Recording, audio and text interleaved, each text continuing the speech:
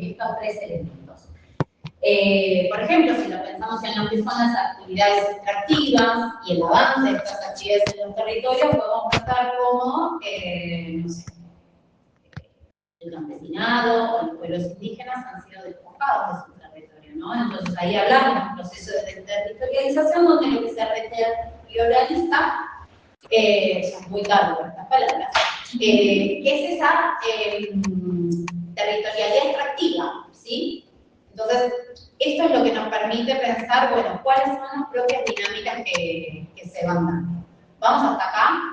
Medio confuso, pero el texto de Banner yo creo que lo sistematiza bastante bien, sobre todo este proceso. Bueno, entonces, por supuesto que este proceso es un proceso, como ya venimos diciendo en relación a todo lo que venimos charlando, en tensión permanente y dinámico, ¿no? No es que una vez que tenemos esta nueva territorialidad es así para siempre, sino que esto permanentemente está siendo tensionado. Hablamos de esta idea de lo que se configura como hegemónico, ¿sí? Que hegemónico quiere decir que, bueno, logra imponer sus formas, pero no es lo único que existe. Y esta idea de pensar la centralidad del territorio para los movimientos sociales, lo que van a decir estos autores, sobre todo desde la mirada de los geógrafos, es que nos permiten pensar en un tipo de movimiento social específico. Esta es una categoría de Bernardo Manzano Fernández, que él va a hablar de movimientos socioterritoriales. Lo que él va a decir es, bueno, dentro de lo que son los movimientos, lo que nosotros llamamos como movimientos sociales sería como más una categoría propia de la sociología, ¿no? Pero desde la geografía podríamos pensar en dos tipos de movimientos. Estarían los movimientos socioterritoriales, que son aquellos que tienen la disputa por el territorio como su objetivo de ser, ¿sí? Como su razón de ser. O sea, se configuran en función de disputar ese territorio. Y acá la idea del movimiento socioespacial tiene más que ver con poder poner sobre la mesa, y es una... es algo que se podría tomar como una crítica hacia la idea de movimiento social, es poner sobre la mesa la idea de que el espacio siempre está presente, ¿no? Desde la mirada de un geógrafo uno dice, bueno, el espacio nunca está ausente. Siempre los movimientos sociales llevan adelante sus prácticas en un espacio geográfico determinado. Ahora, no es lo mismo pensar ese espacio geográfico donde tienen lugar las acciones de los movimientos que pensar al territorio como espacio de disputa. Por eso esa necesidad por ahí de distinguir entre estos dos tipos de movimientos. Entonces, los movimientos socioterritoriales, como decía recién, tienen como su logos principal es el territorio, su objetivo principal, su razón de ser, pasa para disputar el territorio. Y en el texto de Palborsen, Fernández y Torres, que es este que mencionaban las compañeras antes, ellos pretenden o establecen, dicen, bueno, vamos a establecer 4 ejes para analizar este tipo de movimientos, ¿sí? Ellos dicen, a ver, son ejes que decidimos que nos parecen que permiten operacionalizar a los movimientos socioterritoriales, pero que pueden ser tranquilamente otros. A ver, volvemos a lo mismo. Cuando nosotros analizamos los movimientos, utilizamos los conceptos que nos resultan útiles, ¿no? En el marco de determinada teoría en la que uno se enmarca, los conceptos que a nosotros nos resultan útiles para analizar ese movimiento. Entonces se dice, bueno, ellos dicen, estos ejes van a ser, por un lado, la estrategia, ¿no? O sea, ¿qué vamos a ir a mirar? Van a ver que ellos tienen hecho un cuadro donde comparan, bueno, a ver, dentro de lo que es el eje de la estrategia, cómo cambia, ¿no? La estrategia si hablamos de un movimiento social, si hablamos de un movimiento socioespacial, si hablamos de un movimiento socioterritorial. Para no detenernos en todo el cuadro, sí me parece importante decir que en el caso de los socioterritoriales, como decíamos recién, la estrategia tiene que ver con el objeto central de lucha del territorio. ¿Sí? La estrategia tiene que ver con disputar ese territorio. Otro eje que ellos identifican tiene que ver con la identidad, ¿no? En el caso de los movimientos socioterritoriales, esa identidad se construye en el vínculo con el territorio. Ustedes van a ver que aparte hacen al final del texto una comparación sobre 3 casos distintos. Y acá en el caso, uno de los casos que toma es el movimiento Sin Tierra de Brasil. Dice, bueno, ya incluso en su propio nombre, ¿no? Que los nombres ustedes saben que expresan esas identidades construidas, ellos expresan su vínculo con ese territorio, ¿no? Esta idea de sin tierra, ¿no? Y donde queda de manera muy explícita, ¿cuál es tu demanda? Yo cada tanto cuento esto de que yo trabajaba con una organización que ellos se hacían llamar cuando surgen, también trabajadores rurales sin tierra. Y en algún momento, después de muchos años, de funcionar como organización y demás, y de articular con otras organizaciones y formar parte de movimientos, ellos mismos hicieron su propia autocrítica de cambiar su forma de nombrarse a, bueno, una organización campesina, ¿no? Digo, en estas identidades que son móviles y que se van construyendo también con el devenir de las organizaciones y de los movimientos. Bueno, otra de los ejes que ellos mencionan tiene que ver con la socialización política, ¿sí? Ellos plantean que en el caso de los movimientos socioterritoriales, el territorio funciona como el espacio de encuentro, ¿no? El que genera esos nuevos valores y relaciones sociales. Es en el propio territorio donde también estos distintos actores van construyendo ese horizonte, anclado también en ese territorio. Son los valores y las relaciones sociales. Y como último punto, mencionan el eje de la institucionalización. Acá es donde ellos dicen, bueno, se ponen en juego los procesos de territorialización, desterritorialización y reterritorialización, ¿no? ¿Por qué podemos pensar que esto tiene que ver con la institucionalización? Dice, bueno, cuando un movimiento socioterritorial logra territorializarse, es decir, hacer de un territorio, ¿no? Poner sus propias formas organizacionales, sus propias lógicas, es decir, que se territorializa, de alguna manera se está institucionalizando, ¿no? O al menos estos autores lo ponen en estos términos, ¿no? ¿Cuál es el proceso por el cual, o cuál es el indicador en este caso de estos movimientos para decir que estos movimientos se institucionalizan?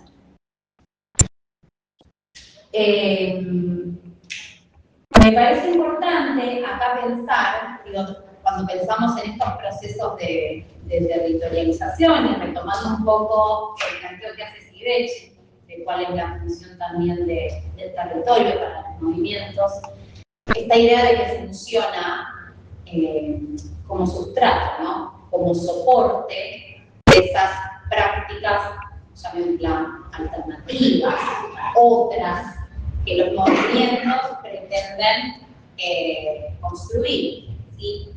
La vez pasada hablamos, creo que lo mencionamos hacia el pasar, hay un concepto de Bellucci, que es el Laboratorio Clandestino de Innovación Social, pero que también recupera Boaventura de Sousa Santos, no sé si lo escucharon nombrar, de otra manera, pero él habla de campos de experimentación social, que tiene que ver con la posibilidad de poner en práctica formas diferentes de que. Sí. Acá cuando están hablando de la institucionalización, no es en el sentido de institucionalizarse con el Estado moderno. No, es en el nueva. Exacto. Es en el sentido de construir que uno ya no está en el espacio de disputa, sino está en el espacio de creación. A ver, por eso digo que es un movimiento, ¿sí? Ahora, cuando un movimiento logra territorializarse, logra poner en práctica, bueno, estas ideas, estas formas alternativas que ahí podemos hablar de educación, podemos hablar de salud, podemos hablar de prácticas constructivas, podemos hablar de prácticas organizacionales, digamos, todo aquello que constituye el movimiento como un horizonte de transformación, el territorio aparece como ese espacio que lo hace posible, ¿sí? Como esa idea de sustrato. Es ahí donde va a construir los procesos autonómicos. Por eso es tan importante esta dimensión. A ver, entonces tenemos, y acá recupero un poco esta idea de la latencia, ¿no? Que hablábamos otra vez de Minucci.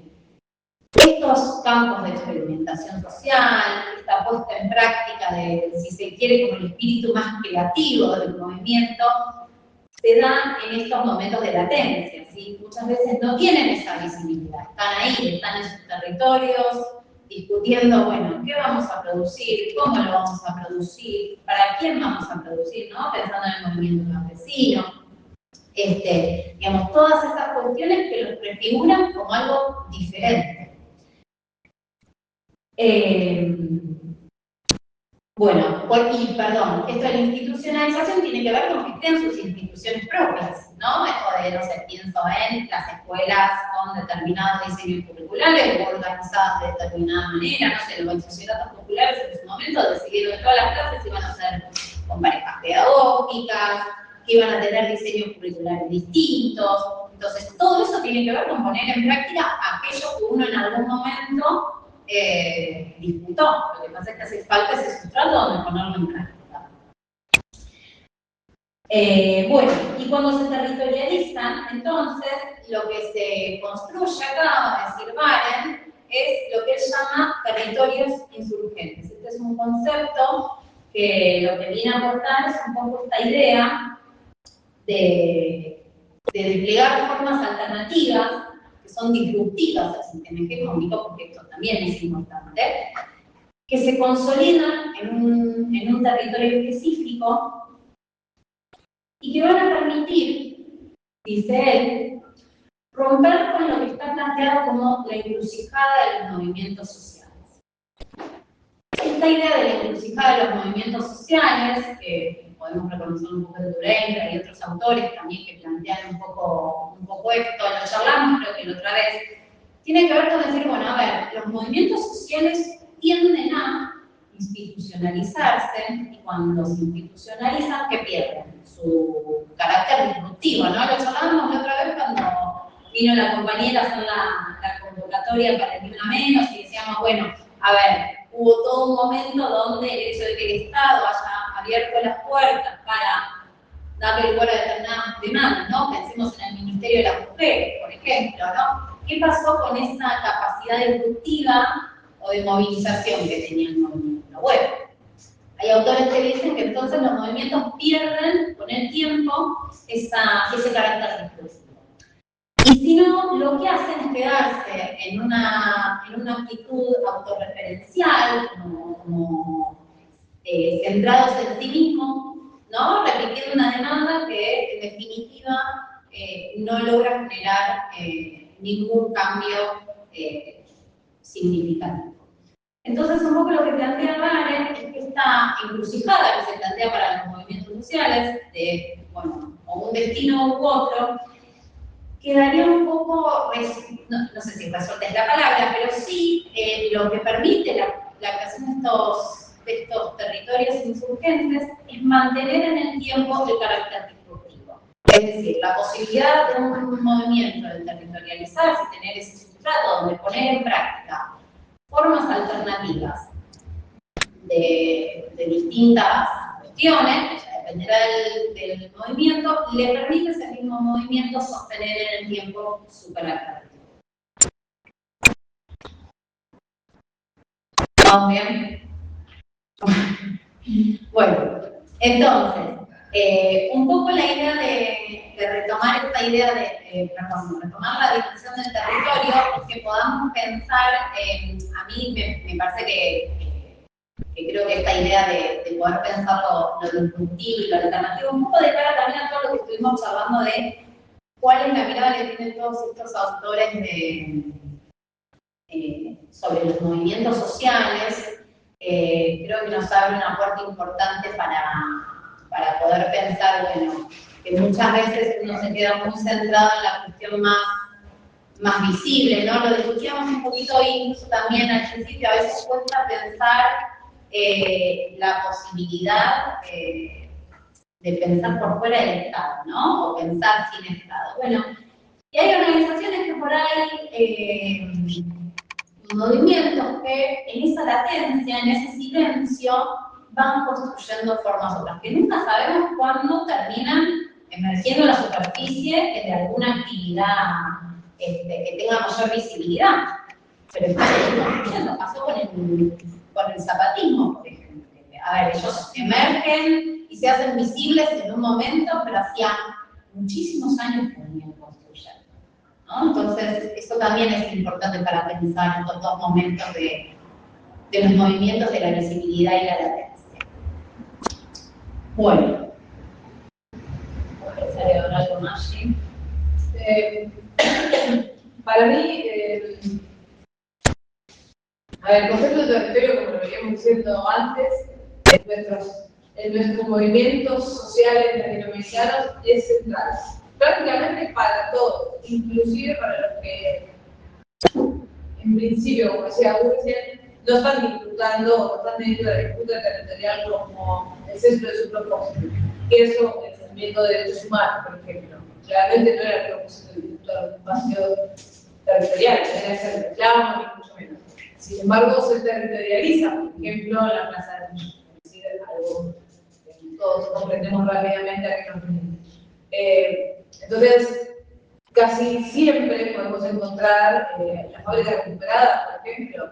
Sí, es un territorio recontra delimitado, o sea, no es un territorio rural de dimensiones grandes como puede ser un territorio campesino o indígena, o una montaña, para el caso de una organización ambientalista que defiende la montaña, pero es un territorio, claramente hay un anclaje entre esa identidad que se conforma en el territorio, etc. Entonces, por eso es tan importante que tengamos una clase en general para Latinoamérica, para todos los movimientos sociales, y nos parece que es una clave explicativa. Algo que recién decía Augusto me parecía como, no sé, descartable, es pensar, bueno, ¿qué lugar entonces tiene el territorio? En los distintos casos no lo puede analizar. En algunos casos es central, en algunos casos el movimiento social logra establecer en un determinado territorio sus reglas, por decirlo de alguna manera, y ahí es, como ese caso también tipo ideal, ¿no? El territorio insurgente, donde la organización podríamos decir que ha logrado una autonomía tal que puede arreglar el territorio, pero de todas maneras, sin llegar a ese extremo, a ese extremo riesgoso, el territorio está presente siempre, a veces para los movimientos. Por eso, nada, darle ese lugar, como decía, como que sea reportar un concepto, bueno, los más clásicos, ¿no? Ahí la geografía crítica brasileña es la que nos salva porque no hay un paralelo acá, digamos, en nuestra tradición geográfica que es más conservadora. Acá, a partir de Milton Santos, que es como el precursor, otro brasileño anterior, digamos, a Bernardo Ramonante, a Ramón Puente de Puerto González, etc., digamos, son como las miradas que traen renovación, ¿no? Que le dan al territorio ese lugar de representación. Traten de ver todos los textos de, bueno, Alejandro Pumrón, era más. La idea de que, lamentablemente no pudimos tener la clase de feminismo, de movimiento de mujeres, pero el ecofeminismo, el cuerpo territorio, el concepto central, el cuerpo de las mujeres, el cuerpo feminizado como disputa, es sumamente interesante para pensar un montón de cosas que nos atraviesan. También es un concepto que, bueno, es más nuevo, no puedo tratarlo, pero de los últimos años, y bueno, hasta hoy en día es muy utilizado también, así que lean ese texto que está muy bueno. Sí, está bueno para pensar cómo también estas categorías, ¿no? Se van expandiendo, sí, van, ¿no? Algo que no han pensado, porque claro, pero bueno, que tiene que ver con las disputas de sentido que se quieren dar. Exacto. La idea del territorio, piénsela desde como un sentido común general, es básicamente un espacio atravesado por relaciones políticas. Entonces no puede pensar que el territorio sin disputa. Por lo menos el territorio concebido, bueno, si vamos a conseguir, ¿no? Es un espacio de conflicto. Por eso tiene tanto que ver con la temática del movimiento social. Y eso es lo que introducen estos conceptos. La idea de territorio, pero que cualquier territorio supone conflicto y disputa. Si no, como que no es un territorio, es un espacio directamente. Así que bueno, no sé, un poco por ahí. ¿Tiene alguna pregunta? Y si no, la clase que viene es la última. Y recuerden, no sé si alguno llegó después de que dijimos un poco cómo vamos a estar la clase que viene, por las dudas del piso, va a ser virtual porque a la siguiente cita del Partido de la Argentina, de la Universidad, consideramos que va a haber entonces, no queremos perder la clase, queremos que tampoco sea tan conflictivo venir, por eso va a ser virtual. Cualquier cosa nos van preguntando, pero vamos a mantener de las 7 y vamos a estar antes, un poco antes, a la previa del partido. Y bueno, ya sería la última clase. Cualquier cosa nos escriben y recuerden que el viernes 19 sería la última fecha de entrega del trabajo de lo que es una primera referencia, el trabajito más de. ¿Sí? Aprovechen las clases que vienen para traer dudas si tienen, porque claro, un montón de teoría. Para hacer dudas, ahí se puede trabajar también un poquito. Claro, sí, las pueden saber. Y bueno, y Maru, después un poco